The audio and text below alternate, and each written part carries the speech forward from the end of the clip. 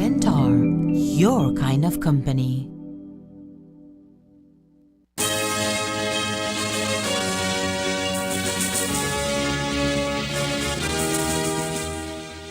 Tonight on CTV3 News, union negotiators denounce government's public statements as misleading amid salary talks.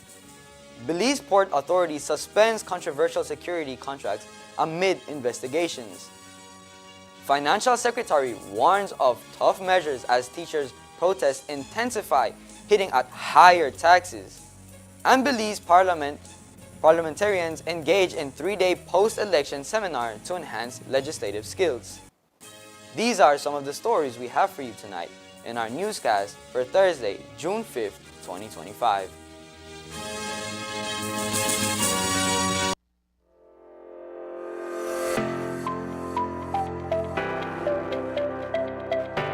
It is truly a proud and historic moment for us here in San Ignacio. It gives me great joy to welcome you all to the official opening of the very first wooden basketball court in our community. The cost of the project in completion was about $200,000. Honorable Mala was willing to assist us with this project. This is a huge, huge investment for us. There can be serious development through sports, especially if the right foundation, having the right facilities are in place. Then the programs follow.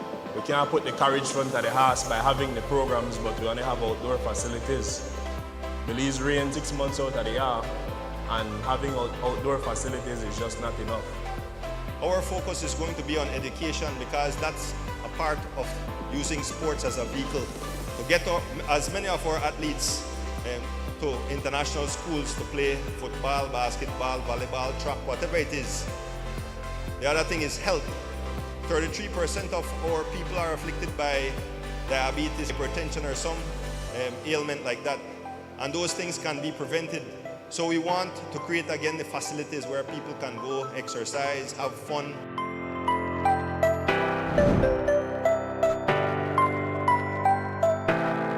Electricity is essential for everyday life, but behind every outlet, a lot is happening to bring you safe, reliable, and sustainable energy. Let's start at the beginning. Independent power producers across Belize generate electricity using a mix of renewable and non-renewable resources. Electricity travels across a network of high-voltage transmission lines capable of transmitting electricity across long distances. Electricity then reaches your nearest substation, where it is adjusted to a lower voltage, making it safe to travel on the distribution lines you see in your community.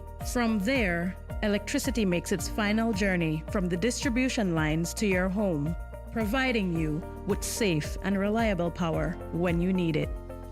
Belize Electricity Limited. We continue to serve you.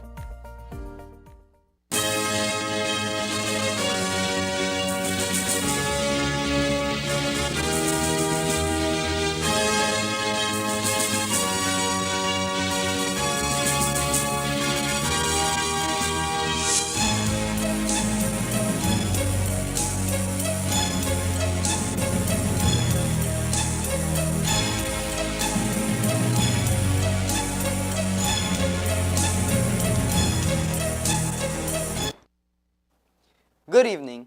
With your news, also simulcast on Fiesta FM 106.7, I am Jaden Gamis. Investigations by police into the actions of civil unrest by teachers on Wednesday today resulted in a total of 11 members of the BNTU in the South being charged for various offenses. The first indication of these charges came via Facebook post by one of the protesting teachers, Eli Viata, who wrote, "My summons has arrived. 2 charges which I have to show up to court for next week." The 11 individuals who were charged include Rosalind Cornelius, Denise Henry, Derek Martinez, Ifancina Eufenmi, Loretta Montero, Fidalia Castillo, Victor Williams, Clifton Lorenzo, Francis Williams, and Derek Walton. They are expected to appear before the Dangriga Court of Summary Jurisdiction on Wednesday, June 11th at 9 a.m. The charge documents state that the group unlawfully assembled with the purpose of committing a riot, an offense under Section 229 of the Criminal Code, Chapter 101 of the Laws of Belize. One of the teachers has also been summoned for causing obstruction to a police officer whilst in the execution of his duties, under Section 38, 1A of Chapter 138 of Belize's criminal laws. Wednesday's protest, which saw the blockage of various major highways across the country, starting in the south, is part of the ongoing salary dispute between the Belize National Teachers Union, BNTU, and the government. The summonsees warn that failure to appear in court may result in ex parte proceedings or arrest warrants being issued. In a statement on the matter of Wednesday, Assistant Superintendent of Police Stacy Smith called on teachers to act within the confines of the law. Otherwise, authorities will be forced to intervene. Again, we as a department would like to stress that much leeway was given to the teachers that were a part of this morning's activity. They were actually afforded up to 2 hours to remove their vehicles and disperse. And it was only after this request was not met that actions were taken, and the actions that were taken were very measured. The commissioner had emphasized with the command of the department that it is important that we recognize that all actions that are taken are measured, respectful, and in alignment with effective and lawful management of civil dissent. So while the department recognizes the importance of democracy to a healthy nation, the actions that are taken in pursuant to democracy must be done within the confines of the law. The teachers have demonstrated on numerous occasions in the past, which have yielded success in their venture, that they are cognizant of the procedures that must be followed in relation to labor dispute resolution, and we ask that they realign themselves with those practices. Following the issuance of the summons of 11 teachers in the South who are being charged in connection with the protest actions which took place in the South on Wednesday, Attorney at Law Sharon Pitts, who is also a senator for the United Democratic Party, has formally written to the clerk of the Dangriga Magistrate Court notifying of her intention to legally represent all 11 teachers. In her letter, Pitts also stipulates her intentions to represent any other teacher who may be arrested or charged in relation to the same incidents. The charges, as we mentioned, are being levied against members of the BNTU Stand Creek branch.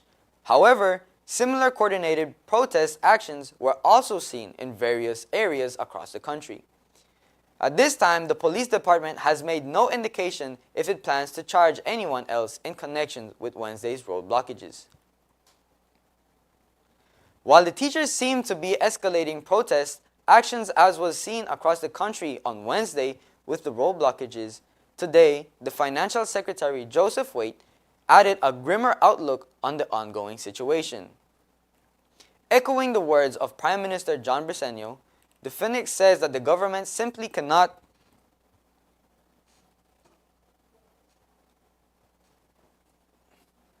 afford to meet demands of the teachers unless drastic measures are taken, not excluding the possibility of higher taxes. And it continues. Any point increase is $7 million or so for 1 percentage point. Yeah, and do the math. So you all are crunching those numbers. Yeah, we have to do it every day, but then the question is, one thing is to determine how much it costs. Bigger question, how you pay for it. And so the government is saying, and the President is saying, they can't afford it at this time. Is that what you're also saying? We can hardly afford what we're doing right now, but we have to look at it and we have to see where things come. Hopefully we don't have to raise taxes, but you never know. Sir, would you... Based on its last proposals to the unions, the government is seeking to impose a gradual salary adjustment of 8.5%, but has warned that a full immediate reversal could place the nation budget under unsustainable pressure. Late this evening, the national president of the BNTU walked into the police headquarters in Belmopan, where she was meeting with the commissioner of police upon his request. Now, while meeting, as we understand, is simply that. Word had previously gotten out that police had intentions of charging Khalis as the ringleader in Wednesday's protest actions by the union. Those were quickly abandoned, and this evening Khalis, flanked by the president of the PSU and leader of the APSMM and attorney Arthur Saldivar, walked into the meeting with the compo. Commissioner is asking for a meeting now. I have also received information, and I would say an allegation, that there was a warrant for my arrest. I don't know what I did. I was taken aback by that. And I'm happy now that we have gone from a warrant to a meeting, because I'm very much interested in what is going on and all the allegations surrounding my name. So as far as you know, this is just a meeting, you won't be charged? As far as I know, it's just a meeting. I haven't done anything, and if expressing my democratic right is now a crime in this country, then we have to pay attention to the Belize Constitution, what is going on with that. And I'm not going to live in fear and dwindle away and all of that. No, I'm a born Belizean. I love every single blade of grass, everything Belizean. But nobody is going to, and nobody, sorry, is going to take that away from me. In every essence of what it means to be a Belizean, nobody. And last thing before we get into this meeting, I want to keep it back some more. You're backed by the Association of Defense Attorneys. How does that feel? I'm backed by so many different people, Mr. Wade. I must tell you, when the word spread, I had so many calls, text messages, people I don't even know, organizations I didn't even know exist in this country, saying that whenever you're arrested, let us know, and we're coming with our busloads, we're coming. My teachers are saying that they're walking out, they're doing this. So I'm not really a fan of a riot unless it is truly necessary. Yeah. But if my people feel that they need to come and represent their leader like that, then I'm honored and I'm touched. And while Khalis says she is eager to hear what the Simpol has to say, she is also now questioning the motivation behind her teachers being charged in the South. Khalis says the entire situation seems now like a scare tactic being employed. Well, it's a scare tactic. I call it a scare tactic. And like I said, when you live in a democratic country, you have every right to express yourself. Yes, of course, with rights comes responsibility, but we have to look at the evidence before we assume that what they're saying is actually like that. Because on DIFA radio station, you can see the entire incident from beginning to end. And so when you look at the charges and what transpired, they're not corresponding at all. They're not matching. What was your first reaction when you got the notice that your teachers are being summoned? I was taken aback. I was wondering why is it that they're being charged? Because what I saw when I saw the recording, for me, doesn't call for charging. Yeah. Not at all. Any kind of charges to be levied against my teachers. The police aggravated the situation. They did. If you look across the country, when the other teachers did their demonstration, did you see them being aggressed? You didn't see that happening. So somebody talked to somebody, and I'm happy that they did. Because as the leader of the BNTU, I'm not happy with that kind of treatment, because we never come out to aggress anybody. But you have to understand too, if you aggress me, then I have a right to defend myself. Again, it's a democratic country. In a sharp rebuke issued this afternoon, the Joint Union Negotiating Team, the GNTU, challenged recent public remarks made by government officials, calling their statements misleading and inaccurate regarding ongoing salary negotiations. The union's body's recent press release comes in response to comments made by Minister Francis Francesca and Henry Charles Usher, members of the government negotiating team, who had spoken publicly about the status of talks with the public sector unions. Junt expresses tremendous concern over these statements, which they say do not reflect the current state of negotiations. According to Junt, their process has been transparent and based on ground consultations. After receiving the government's official offer on May 21st, the union conducted nationwide meetings with their members to gauge their positions.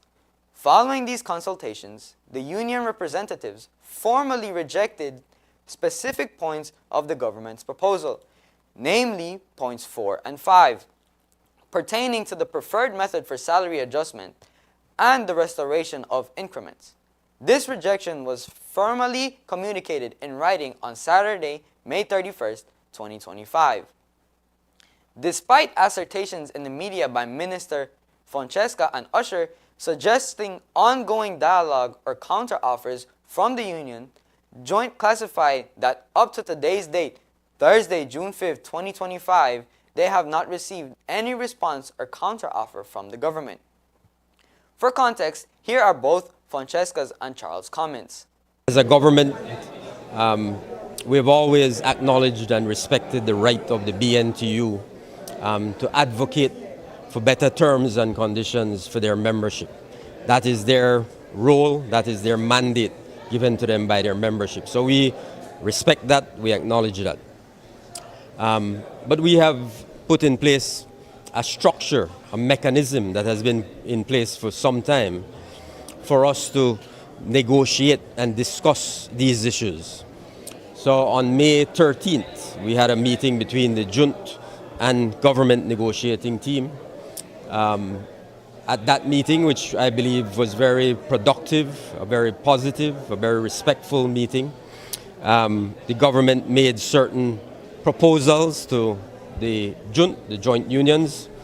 The joint unions, I think we then followed that up with a 7-point letter in which we outlined the points of agreement or points of offer that we had made to them in that meeting.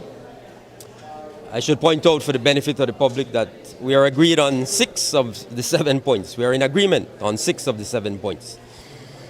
The 7th point has to do with the 8.5% salary increase demand from the teachers. And government, to be very clear, what government has said is that we are prepared to give you 8.5%, but we can't do it in one single year, one single fiscal year. We are prepared to do it over a 3-year period. I believe that what I said is accurate, and I stand by that. Each increment represents more or less 2.5% to 3% of a salary adjustment when it comes to any particular public officer or teacher. So if we want to look at the numbers, those are the numbers. What's your thoughts on how things have progressed since then? I know that around that time you all received word that the unions, now all of them have rejected the proposal that you stand supporting. I'm smiling because I thought we were keeping this conversation to what is happening here. I can't do that, sir. I understand. The truth is that I am somebody who will always prefer being around the table, discussing these issues in a respectful and productive manner. I always say that it's important to speak to each other rather than at each other. And right now, we received a response to the proposals that the government have made. The cabinet met yesterday to discuss that response, and a reply will be sent to them.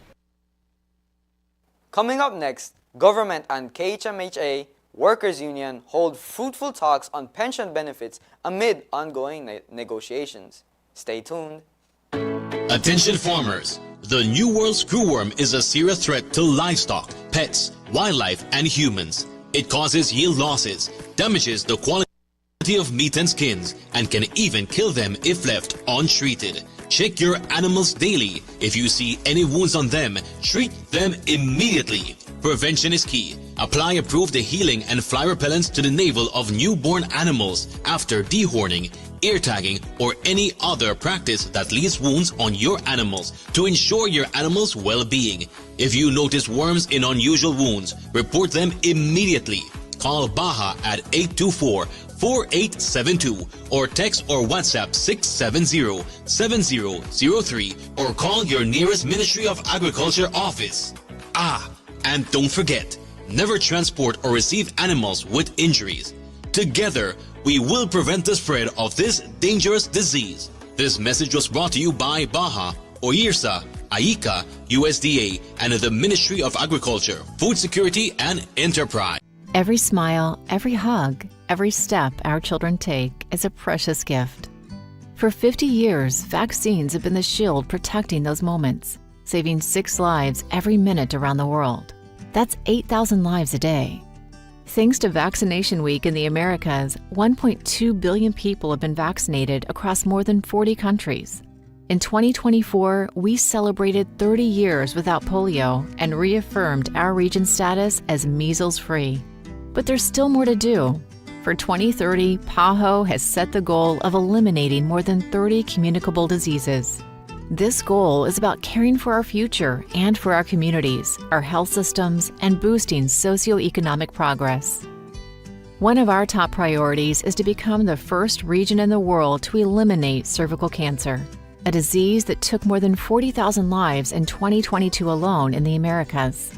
To this end, PAHO supports countries in reaching at least 90% vaccination coverage rate for the human papillomavirus in girls under 15 years of age. Also, some countries are already vaccinating boys, which will help achieve the overall goal. But there are still children and adolescents without access to vaccines. We need urgent support from our leaders, our communities, and from each individual. No child, no one should suffer or die from a disease that we know how to prevent. Why is getting vaccinated essential? Because each person vaccinated is a life saved, a step closer to individual, family, and community development. Because your decision makes a difference. For those you love, for the future, for your health, and for the good of your country and our region.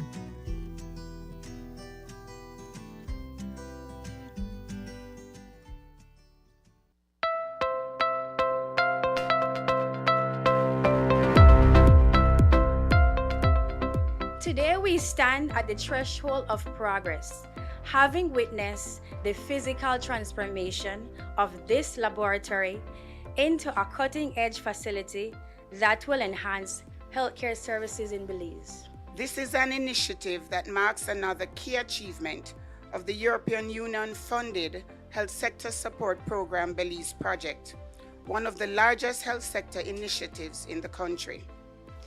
I would like to thank our implementing partners, the Pan-American Health Organization and the Ministry of Health and Wellness for the remarkable work that you are doing in the implementation of this project.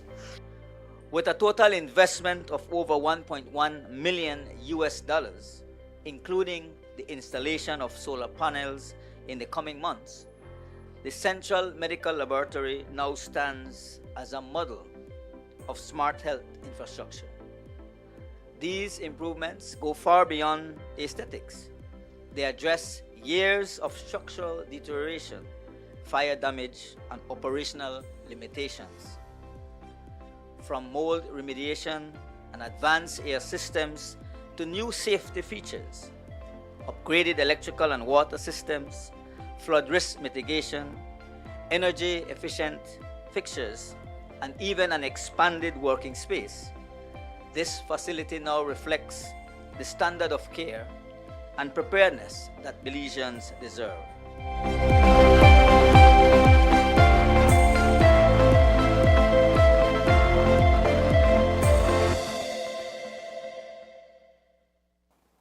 In an update to negotiations between the Junta and GOB, the government has increased its 3% proposed increase to 4% with the Cabinet's approval.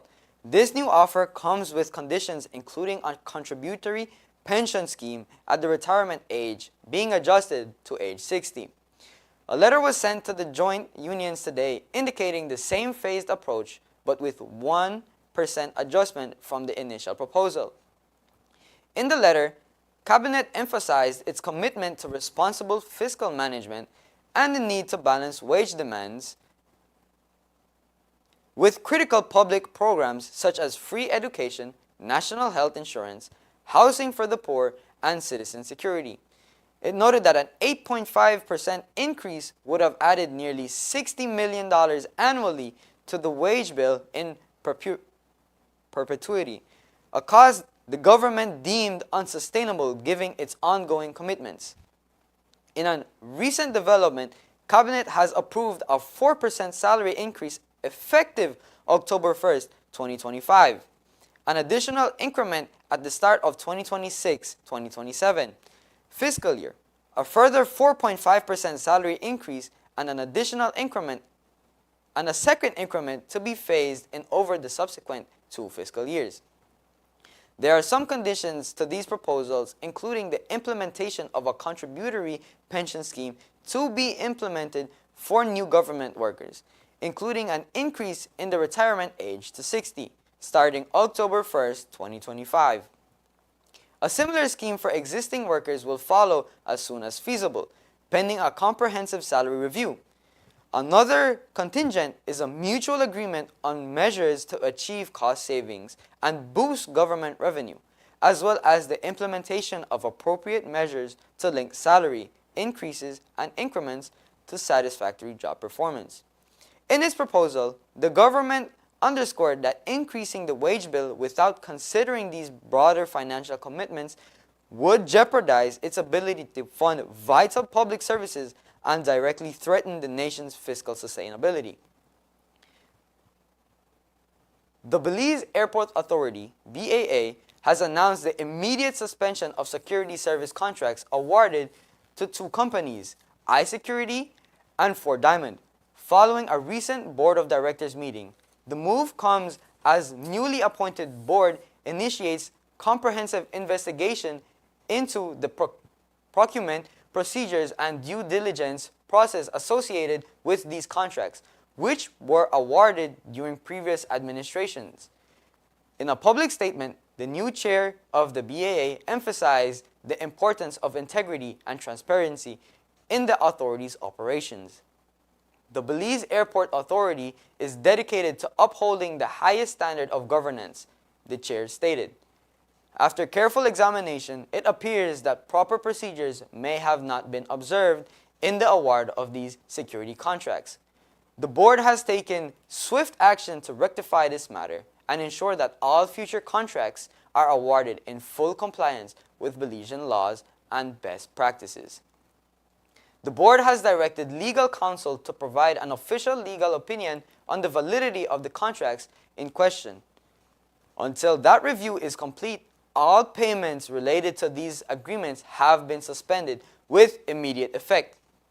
Additionally, the board has committed to reinstating a transparent tender process to select qualified security providers for Belize airports. The authority reassures the public and stakeholders that the airport security remains a top priority and that operations will continue smoothly during this transitional period.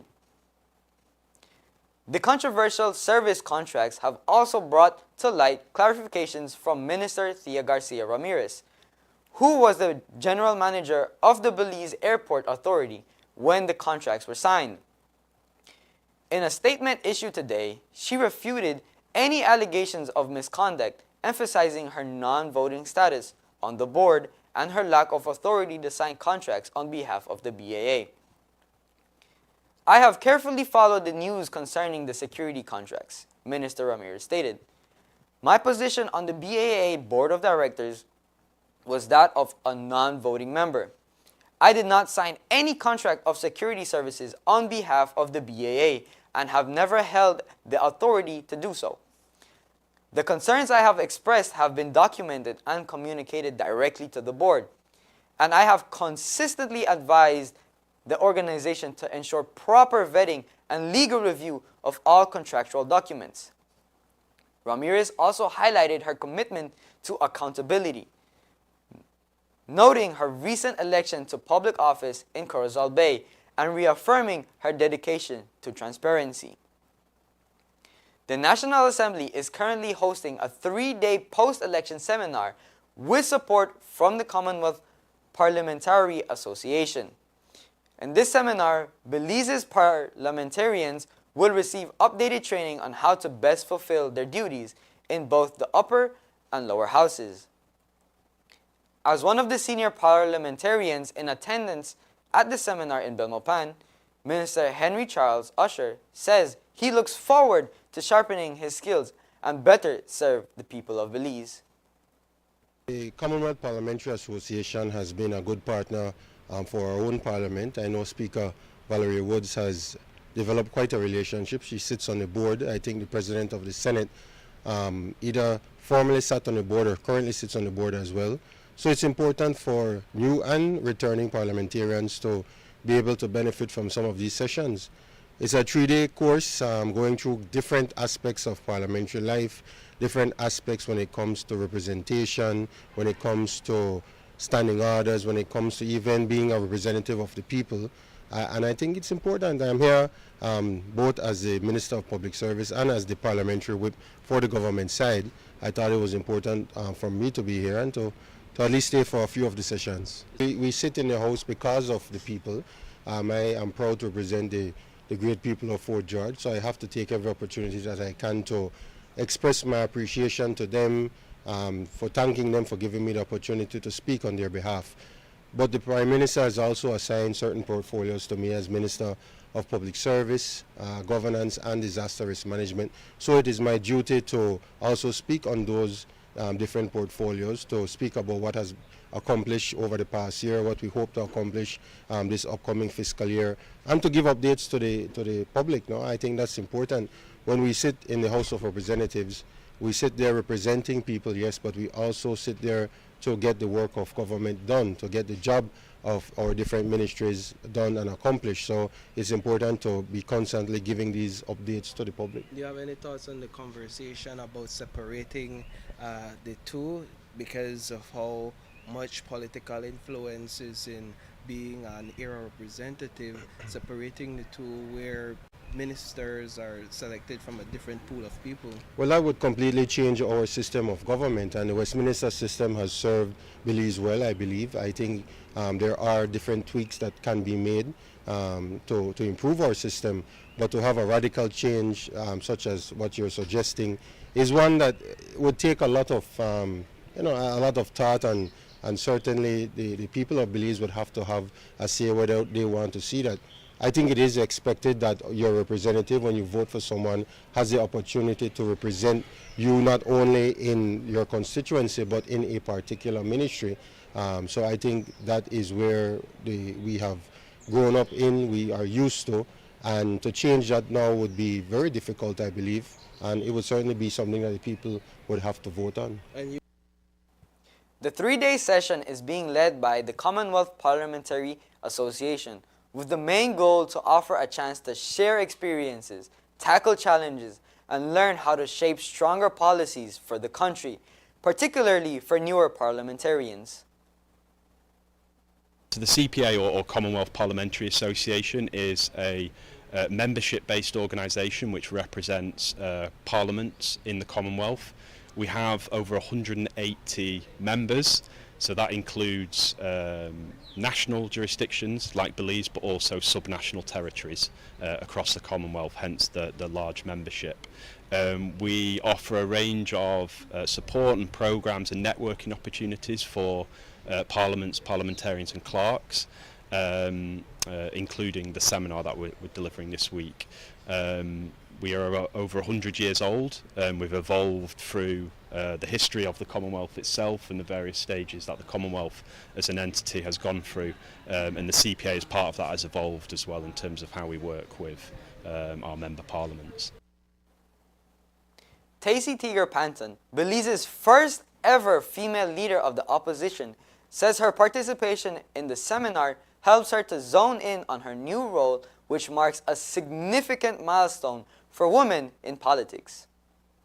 Well, to speak up, to have your voices heard, not to be afraid to share your point of view, whether it's in a session like this or whether it's in the National Assembly, upper house, lower house, youth engagement, local stakeholder engagement is to me the most fundamental responsibility we have. And you, as an elected or appointed representative, have that duty and responsibility. I believe our work in the House committees, the standing committees of both the upper and lower house, that is where we really trash things out. That is where our stakeholder groups have an opportunity to engage with their parliament. Recently, I was in a meeting examining the Families Bill. It took 10 hours. But it is important. That 10 hours was, for me, time well spent, because we were able to hear from the persons that piece of legislation meant to be a beneficiary for. We heard from them what in the bill makes sense, what doesn't serve them. They're not a spectator. They're not an intruder. They are a part of the process. And I think that if there is one area we can strengthen as parliamentarians is how we conduct our House committee meetings or standing committee meetings, and how we engage our local stakeholders. The Carl Huesner Memorial Hospital Authority Workers Union, KHMH-AWU, met this morning with representatives of the government to discuss their demands as they seek fairer pension benefits. This highly requested meeting comes after union members took to the streets to demonstrate a lack of communication from the government late last week. Following today's meeting, the president of the union, Andrew Beard, spoke to the media. Now, while no details were shared about what was discussed in the meeting, Beard says that progress was made and the membership will now decide the way forward. Certainly it was an amicable meeting. Of course, like any other meetings, you have little hiccups here and there, but it was amicable, and we now go back to our members later tonight and get their reveal the position of the government, and then we continue get a mandate from our members as to how we move forward after we state the government position. We will be receiving a letter from the government or the authority to clarify their position, and then we go from there. So we wait for that letter by 5 o'clock this evening. We have always been prepared for every meeting that we meet with the government side, and our point is simply that we want our pension. That has been our salient point from day one, and it continues to be that point until we meet with our members this evening and tonight, and then they make a determination on how we move forward. It's a good day for us here at Carl Huesner Memorial Hospital, but we need to be responsible and go back to our members before we can state anything to the media or so. So this evening, tonight rather, we go back to our membership. We wait for that letter from the authority this evening, and then we go back to our membership tonight in an urgent membership meeting. Financial Secretary Joseph Waite was part of today's meeting, and like the union, he did not reveal much about the negotiations. However, he did say it is a large sum of money being considered. Useful meeting, productive. We have to go back, they have to go back, so I can't say anything of substance, but it was respectful and constructive. You obviously here to crunch the numbers. That's still in process. That's still in process. But it's a big number, huh? Sir. The meeting saw the participation of Minister of Health Kevin Bernard, Director of Public Health Dr. Melissa Diaz-Musa, and Financial Secretary Joseph Waite on behalf of the government. There is more news after the break. Stay tuned.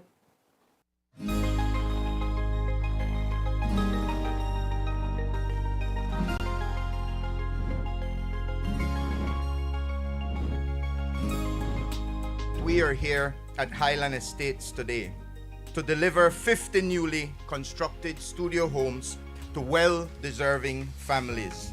We have to say great big thanks to the people and government of Taiwan. Ambassador, please convey our greatest appreciation. This wouldn't happen without you, without your government, without the former president being so inspired, being so impressed by Minister Julius's presentation at that bilateral meeting. The provision of affordable housing is the shared commitment and the common policy priority of both our governments. Taiwan is therefore very honored and pleased to partner with the government of Belize to support such an important program. I'd like to give thanks to the Republic of China. 50 starter homes, ma'am, Ambassador, was done with your government's contribution of approximately $3 million Belize dollars.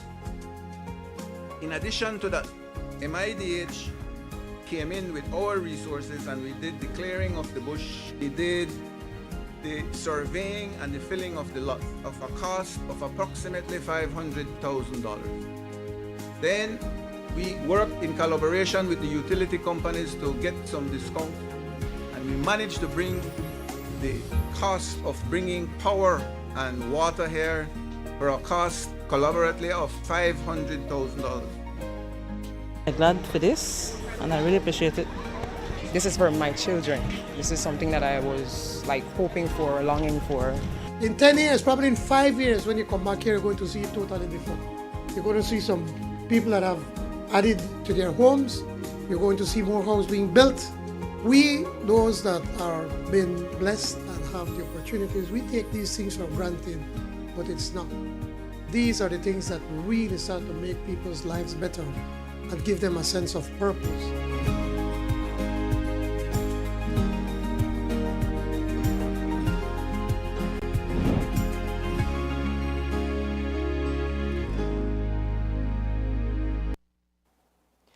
Honorable Thea Garcia Ramirez, Minister of Development, Families and Gender Affairs, represented Belize on the international stage during a high-level panel hosted by the Inter-American Development Bank, IDB, on June 3, 2025, in Mexico City. The virtual dialogue, titled Challenges in Addressing Violence Against Women in Latin America and the Caribbean, brought together regional leaders to address the persistent and growing crisis of gender-based violence.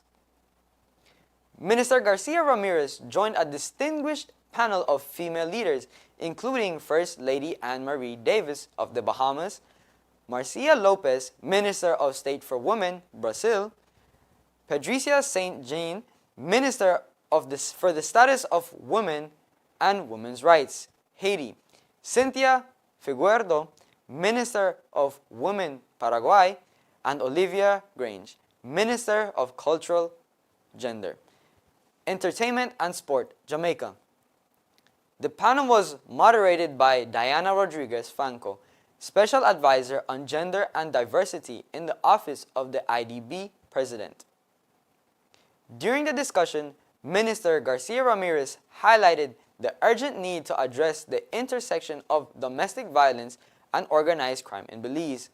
She noted that violence against women is no longer confined to the private sphere and has become entangled with broader issues of security and development. When setting priorities, we focus on data-driven interventions, multi-sectoral partnerships, and community-led prevention strategies, said the minister. Tackling this crisis requires a whole-of-society response that centers the needs of voices of women and girls. The panel explored shared regional challenges, including underreporting of violence, insufficient protective services, and limited access to justice. Participants exchanged experiences and identified opportunities for collaboration in strengthening legal frameworks, investing in prevention, and building regional solidarity. The participation of Minister Garcia Ramirez reaffirmed Belize's commitment to advancing gender equality and safeguarding the rights and dignity of women and girls. Recent recognition of the top 5 primary schools that participated in this year's National Agriculture and Trade Show, NATS, School Garden Competition, the Ministry of Agriculture, Food Security and Enterprise is in Corozal today, presenting prizes to the 1st, 2nd, and 4th place winners. San Victor Government School claimed 1st place, impressing judges with their outstanding school garden. The school was awarded a brand new covered structure donated by AgroVet Gyron & Sons, along with a $500 gift certificate and a selection of assorted fruit trees to support their continued development of their garden. San Antonio Government School secured 2nd place and received a $1,000 gift card certificate and assorted fruit trees. Chanchen Government School earned 4th place and was awarded a $500 gift certificate and fruit trees as well. The awards were presented by Chief Agriculture Officer Dr. Victoriano Pascual, who was also accompanied by technical officers from the ministry. And that's the news. We invite you to join us for another newscast on Friday, June 6th, here on CTV3 News and Fiesta FM 106.7. Remember that to read a text version of the news, you can visit our website at www.ctv3belizenews.com. You can also log on to our Facebook page for current stories at facebook.com/CTV3BelizeNews or our YouTube channel at CTV3 News BZ. From all of us here at CTV3 News, thank you for watching and listening.